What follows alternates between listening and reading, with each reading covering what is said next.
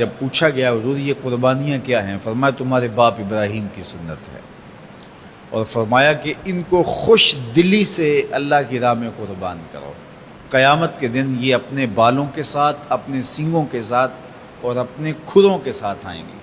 اور یہ بھی ارشاد فرمایا کہ کل پل صراط پر یہ سواریاں بن کے تمہیں پل صراط سے پار لگائیں گے۔ اور جب قربانی کے لیے کوئی شخص جانور خوش دلی کے ساتھ رضائے الہی کے حصول کے لیے ذبح کرتا ہے تو اس جانور کا خون زمین پر گرنے سے قبل یہ عمل قبول کر لیا جاتا ہے۔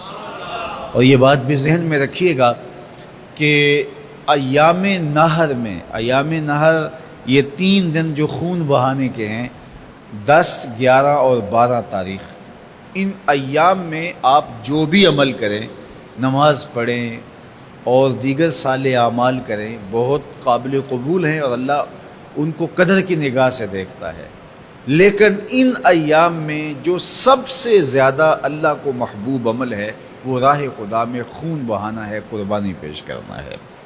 تو قربانی کا کوئی اور متبادل نہیں ہو سکتا۔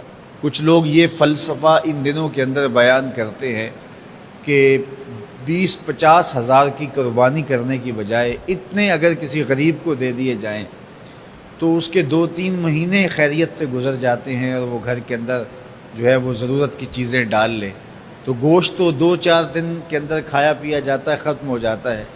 لیکن اگر اتنے پیسے کسی غریب کے گھر دے دیے جائے تو یہ اچھی بات ہے۔ تو اسلام کب اس عمل سے روکتا ہے؟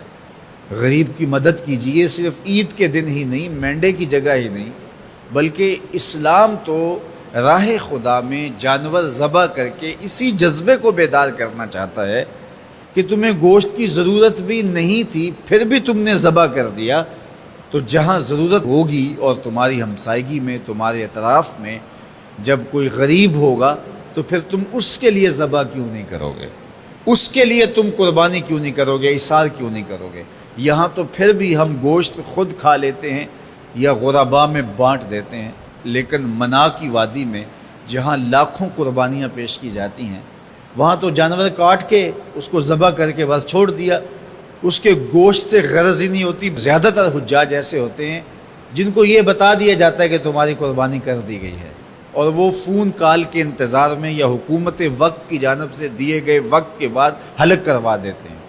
تو انہوں نے نہ اپنا جانور دیکھا ہوتا ہے، نہ اس کو ذبح ہوتے دیکھتے ہیں، تو صرف انہیں ٹائم بتلا دیا جاتا ہے یا ان کو کال کر دی جاتی ہے تو یہ ان کے لیے کافی ہوتا ہے۔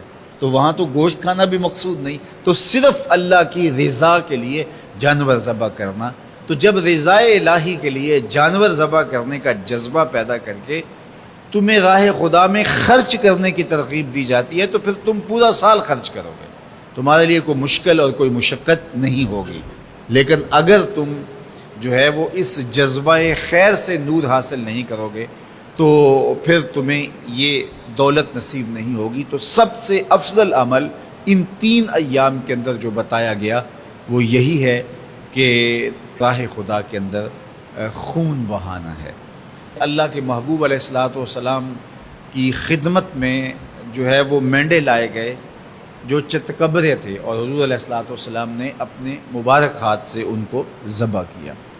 تو عید قرباں یہ ایثار کی عید ہے، یہ قربانی کی عید ہے، اور اسلام ہمیں قربانی سکھاتا ہے۔ اسلام لمحہ لمحہ قربانی ہے، ایک ایک ساعت اسلام قربانی کا نام ہے، اور ہمیں درس زندگی یہی دیا جاتا ہے کہ ہم قربانی سے اپنی زندگی کو عبادت کریں۔